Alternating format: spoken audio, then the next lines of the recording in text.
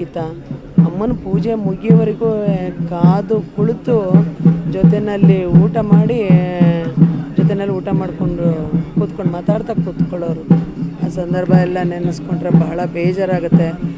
ಇನ್ನು ಮತ್ತೆ ಆ ಕ್ಷಣ ನೋಡೋಕ್ಕಾಗಲ್ಲ. ನಮ್ಮ ಮನೆಯಲ್ಲಿ ಅಣ್ಣ ಅಮ್ಮ ಜೊತೇಲಿ ಕೂತ್ಕೋತಾ ಇದ್ದಿದ್ದು ಆ ಒಂದು ಸನ್ನಿವೇಶನ ನಾವು ನೋಡೋಕ್ಕೆ ಆಗಲ್ಲ ಅಂತ ಹೇಳೋದೊಂದು.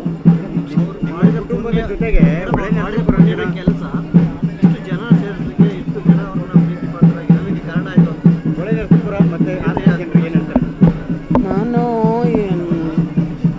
ಮೊನ್ನೆಯೆಲ್ಲ ಅಷ್ಟು ಯೋಚನೆ ಮಾಡಿದ್ದು ಅಂದರೆ ಮೊನ್ನೆ ಇದಾಯಿತು. ನೆನ್ನೆಯೆಲ್ಲ ನಾನು ಒಳನರಸೀಪುರಕ್ಕೆ ಮೊನ್ನೆ ಮಿಡ್ ನೈಟೇ ಬಂದ್ಬಿಟ್ಟೆ. ನಾನು ಅವ್ರ ಮನೆಗೆ ನಮ್ಮಮ್ಮನ ಶರೀರ ತಗೊಂಡು ಮನೆಯಲ್ಲಿ ಎಲ್ಲ ಮನೆಯಲ್ಲಿ ಇಟ್ಬಿಟ್ಟು ಎಲ್ಲ ಮಾಡಿ ರಾತ್ರಿ 11 ಗಂಟೆಗೆ ಬಿಟ್ಟು ನಾನು ಇಲ್ಲಿ ಒಳನರಸೀಪುರಕ್ಕೆ ಬಂದು, ಯಾಕೆಂದರೆ ನಮಗೆ ಸ್ವಲ್ಪ ಕೆಲಸ ಕಾರ್ಯಗಳು ಇತ್ತು, ಇಲ್ಲಿ ಅರೇಂಜ್ ಮಾಡೋ ಅಂಥದ್ದಿತ್ತು. ಹಾಗಾಗಿ ರೇವಣ್ಣ ಸಾಹೇಬರು ನಾನು ಬೆಳಗಿನ ಜಾವ 3:30-4 ಬಂದುಬಿಟ್ಟು ಒಳನರಸೀಪುರ. ಹಾಗಾಗಿ ಅದು ಇದೇ ಕೆಲಸದಲ್ಲಿ ತೊಡಿಕೊಂಡಿದ್ವಿ. ನಿನ್ನೆ ಎಲ್ಲ ನಾನು ಜೊತೆಯಲ್ಲಿ ಇಲ್ವಲ್ಲ ಅಂತ ಟಿ ವಿ ಹಾಕಿದ್ದೆ ಮನೇಲಿ. ಹಿಂಗೆ ಟಿ ವಿ ಹಾಕಿದ್ರು ಮನೆಯಲ್ಲಿ. ಬಂದು ವರ್ಗದವರು ಎಲ್ಲರೂ ಬಂದು ಕುಳಿತಿದ್ರು. ಅವ್ರ ಮುಂದೆ ಟಿ ವಿ ಆಫ್ ಮಾಡಬೇಕಲ್ಲ ಅಂತ ನಾನು ಅವ್ರ ಜೊತೆ ನೋಡ್ತಾ ಕೂತಿದ್ದೆ. ಸೊ ಟಿ ವಿನಲ್ಲಿ ಬರ್ತಾ ಇದ್ದಂಥ ಸಾಂಗ್ಗಳು ಇವೆಲ್ಲ ನೋಡಿದಾಗ, ಅಂದರೆ ಅಣ್ಣ ಅಮ್ಮಂದು ಇದು ಒಡನಾಟದ್ದು, ನಮ್ಮ ಮಕ್ಕಳ ಜೊತೆ ಇದ್ದದ್ದು ಎಲ್ಲ ನೋಡಿದಾಗ ತುಂಬ ದುಃಖ ಪಟ್ಟಿದ್ದೀನಿ. ಎಷ್ಟೊತ್ತಿಗೆ ಅಮ್ಮನ್ನ ಇಲ್ಲಿಗೆ ತಗೋಕೆ ಬರ್ತಾರೆ, ಎಷ್ಟೊತ್ತಿಗೆ ಇಲ್ಲಿ ಅಮ್ಮನ ಕರ್ಕೊಂಬರ್ತಾರೆ ಅನ್ನೋದ್ರಲ್ಲೇ ನಿರೀಕ್ಷೆಯಲ್ಲಿ ಇರ್ತಾಯಿದ್ದೆ.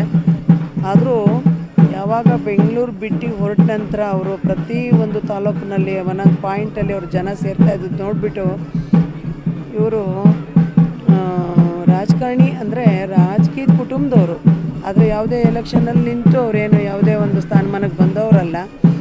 ಅವರು ಇವತ್ತು ಮೊದಲು ನಮ್ಮ ತಾಲೂಕು ಬೋರ್ಡ್ ಮೆಂಬರ್ ಆದ್ರಂತೆ. ಅದಾದ ನಂತರ MLA, ಮಿನಿಸ್ಟ್ರು, CM, MP ಎಲ್ಲ ಆಗಿ ಪ್ರಧಾನಮಂತ್ರಿ.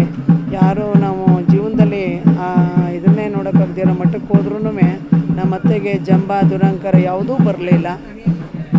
ಆದರೆ ಅವ್ರನ್ನ ನಿನ್ನೆ ಎಲ್ಲ ನೆನೆಸ್ಕೊಂಡು ಅಷ್ಟು ಜನ ಸಂಪಾದನೆ ಮಾಡಿದ್ದಾರೆ, ಜನರ ಪ್ರೀತಿ ಗೌರವ ಸಂಪಾದನೆ ಮಾಡಿದ್ದಾರೆ. ಅಂದರೆ ನಾವು ಕಲಿಯೋದು ತುಂಬ ಇದೆ ಅಂತ ಅನ್ನಿಸ್ತು.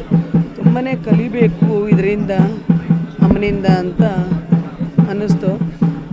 ಯಾವುದೇ ಪಕ್ಷಾತೀತವಾಗಿ ಯಾವುದೇ ಪಕ್ಷ ಅಂತ ಇದು ಮಾಡ್ದಾನೆ ಪಕ್ಷಾತೀತವಾಗಿ ಜಾತ್ಯತೀತವಾಗಿ ಜನ ಸೇರಿದ್ದಾರೆ. ಅಂದರೆ ನಾನು ಇವತ್ತುವರೆಗೆ ಯಾರಿಗೂ ಇಷ್ಟು ನೋಡಿರಲಿಲ್ಲ. ಯಾಕೆಂದರೆ ಒಂದು ಕಡೆ ಅಲ್ಲಿ ಬಾಡಿ ಇಟ್ಕೊಂಡಿದ್ದೀವಿ ಅಂದರೆ ಅಲ್ಲಿ ಒಂದು ಕಡೆ ಜನ ಸೇರೋದು ಸಹಜ. ಆದರೆ ನಾವು ಬರ್ತಾ ಇದ್ದಂಥ ರೋಡಲ್ಲಿ ಪ್ರತಿ ತಾಲೂಕಿನಲ್ಲೂ ಕೂಡ ಜನ ಕಾಯ್ಕೊಂಡಿದ್ದು ರಾತ್ರಿ 1 ಗಂಟೆ ರಾತ್ರಿ 2 ಗಂಟೆ ರಾತ್ರಿಲೆಲ್ಲ ಜನ ಕಾಯ್ಕೊಂಡಿದ್ದು ಅವ್ರನ್ನ ಅಂತಿಮ ದರ್ಶನ ಪಡಿತಾ ಇದ್ರು. ಅಂದರೆ ನಿಜವಾಗ್ಲೂ ನಾವು ಎಷ್ಟು ಧನ್ಯರು. ಇಂಥ ಒಬ್ಬರು ಅಂದರೆ ಅತ್ತೆ ಅಮ್ಮ ಇಂಥವ್ರನ್ನ ಪಡೆದಂಥ ನಾವೆಷ್ಟು ಧನ್ಯರು. ಈ ಕುಟುಂಬಕ್ಕೆ ಸೇರಿರೋ ನಾವೆಷ್ಟು ಪುಣ್ಯವಂತರು. ಅವ್ರನ್ನ 4 ದಿವಸ ಅಂದರೆ ನಾವು ನೋಡ್ಕೊಂಡಿರೋ ಅವ್ರದ್ದು 41 ವರ್ಷ ಆಗಿದೆ. ಅವ್ರ ಹತ್ರದಲ್ಲಿ ಕುಳಿತು ನಿಂತು ಮಾತಾಡಿ ಪಕ್ಕದಲ್ಲಿ ಮಲಗಿ ಒಂದು ಜೊತೇಲಿ ಊಟ ಮಾಡಿರೋದು ನಾವೆಂಥ ಭಾಗ್ಯವಂತರು ಅಂತ ಹೇಳಿ ಭಾಳ ನನಗಂತೂ ದುಃಖ ತುಂಬ. ನನಗೇನು ಮಾತಾಡ್ಲಿಕ್ಕೆ ತೋಚ್ತಾ ಇಲ್ಲ. ಸಾಕು.